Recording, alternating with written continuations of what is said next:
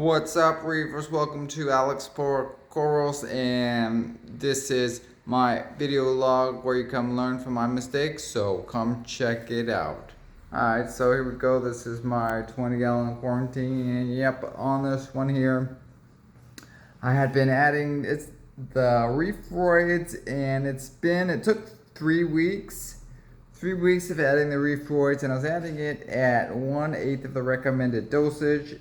And so we're going to see what that's doing as far as the nutrients and as far as the corals and as far as the algae growth in here. And yeah, so I can say that it took 3 weeks for the nitrates to bump up from about 0 parts per million phosphate up to about 0.15 parts per million phosphate. So yeah, and the nitrates still fairly low though, and so yeah, then I just decided that should be good just for a 1-month test on it to see what it does. And yep, I mean, I've got a little bit more algae growth, a little bit of some diatoms off of the overflow in the back there, and a little bit more on the glass and the rocks, but almost on the glass, not even noticeable. So it looks pretty much the same, I would say. So I guess next time I might be able to do the same thing, but using the Benefits and see how much of a difference that is. And then I could also do just the same thing, but then without anything at all, and just straight adding the nitrate and phosphate itself as it goes down, and seeing how the corals and algae react from there.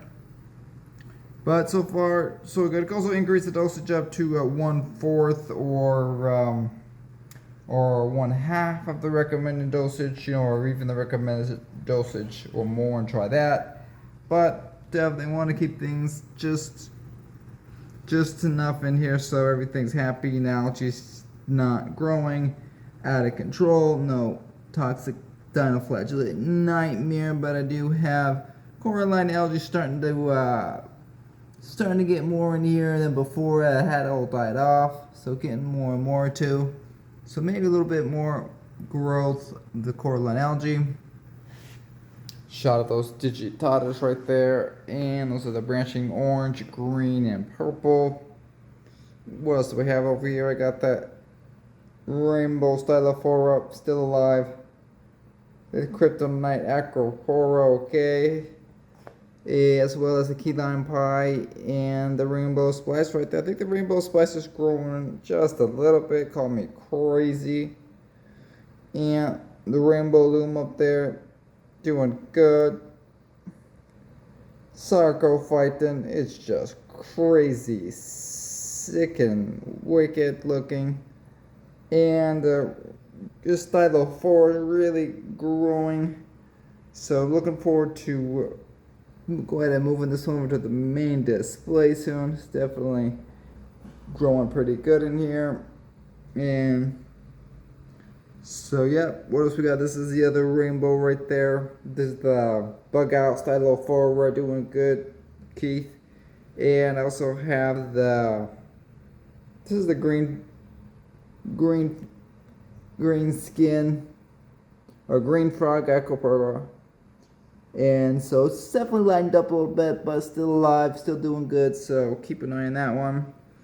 But yeah, here's a shot of the crushed coral, what it's looking like right now, as well as the rock. And so yeah, it's getting more and more coralline. However, it's definitely got a bristleworm right there. And so not much, it's real slow algae growth in here, which is good. I'm not hitting like the bottom of this gravel right here whatsoever, and not even having to hit in between the glass and the crushed coral right there, not even on the silicone edges that much.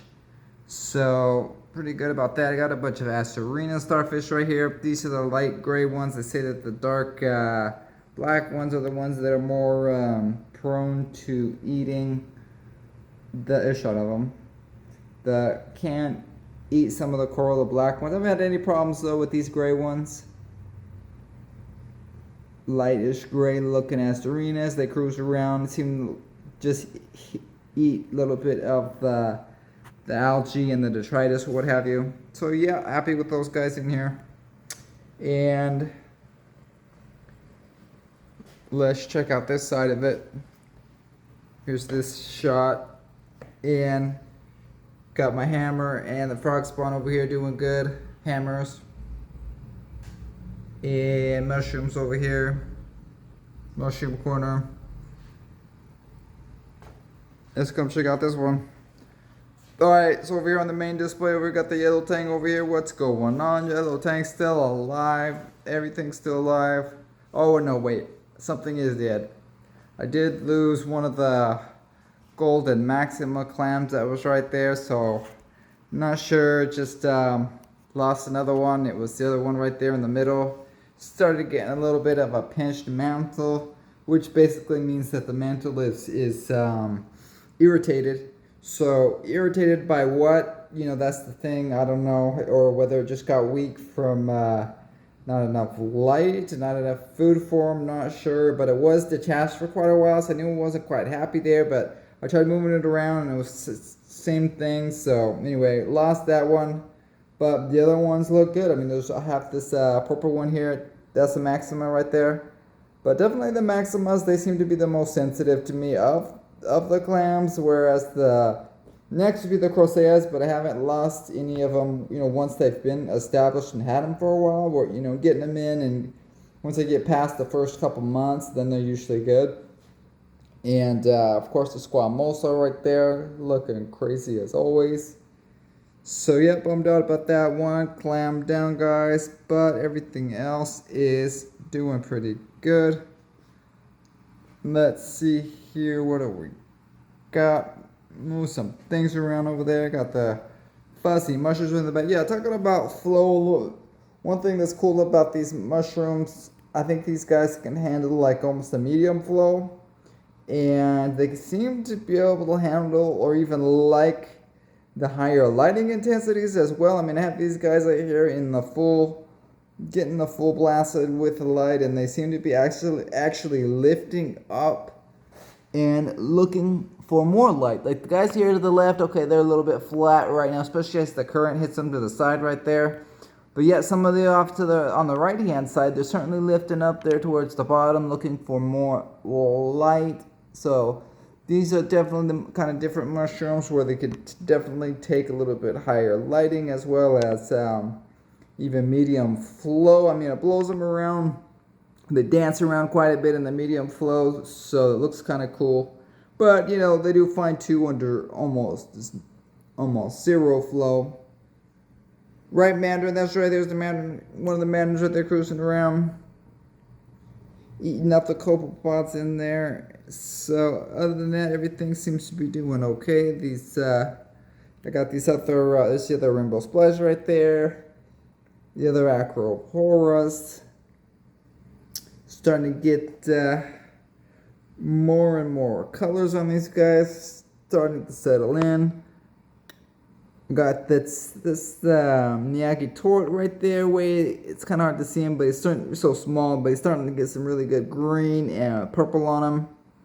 And then there's in the back there, that's the green Slimer and the Radical Red Stack, still alive, but real slow growth on them, so getting more and more pulp extension. Here's a shot of this. There's a Frankenberry table, getting more and more color as well. Right, yellow tang. So that's a quick update. Move the Euphilia right here a little bit. You're gonna see a little Euphilia garden here. I'm not quite sure. Then move the bubbles over there, bubble garden there.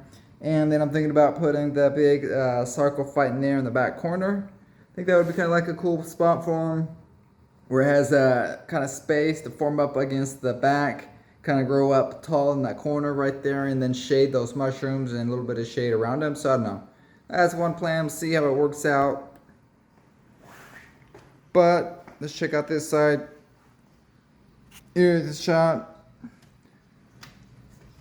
got these bubbles right here. Green bubble seems to be doing good, whereas the white bubble right there is definitely down a little bit. So not quite me. I just need to feed them more. I've probably been feeding them like once a month or so, but maybe I should be doing them once a week, at least especially to the white one right there. And then one thing I had on this Duncan right here is that there was one of these vermitid snails on his frag plug right there, and you can see it that I removed it. And the reason, I should have, I was just lazy, but that well, it doesn't seem to be doing any harm either. So, but it was one of these vermitid snails though that were, it wasn't big at first. It was real small, so it was like, oh yeah, whatever, right? But then it started getting bigger and bigger, and it was like quite big, like maybe the size of kind of like almost like a half of a pencil. So just like probably a couple probably like a half inch or maybe just like 1/8 of an inch, as far as the tube diameter of the guy. And so anyway, yeah, so he was fine, but then I moved the duck into different spots, so it started getting a different flow pattern to it.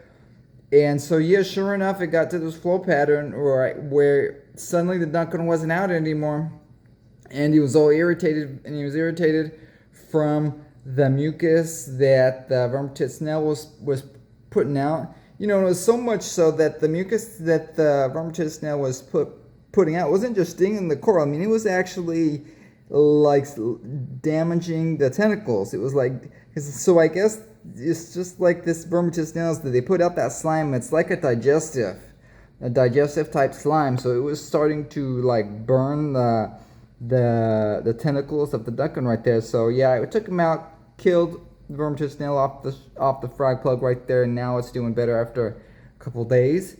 And so yeah, that's one thing. Definitely keep an eye on those vermitid snails, especially if they start to get big. I mean, I've seen lots of small ones, on the live rock, on corals. Never had a problem with them before. A lot of people, I heard that people have lots of problems with them though, and they are definitely considered to be a big pest. And so I have one though right here, another one on this rock. Let's see if we can get a picture of him. There he is right there. See, and there's another one. This is about the same big size as the other one. It's a good shot of him right there. And so yeah, but he's on that piece of live rock right there, so I'm gonna have to just kind of move that bubble right there and go ahead and try to get that guy out. I had to use some pliers to crack the other one completely off the bottom, so I'm gonna do the same right there. So definitely good to keep an eye and control of the amount of these guys, just in case, because they can start to get that slime. It's probably not the end of the world most of the situations, but if you get enough of them, where it's starting to really take over, and then they could really start doing quite a bit of damage to your corals in theory. So, all right, guys, all right, check you on the next one though. Happy reefing. Bye.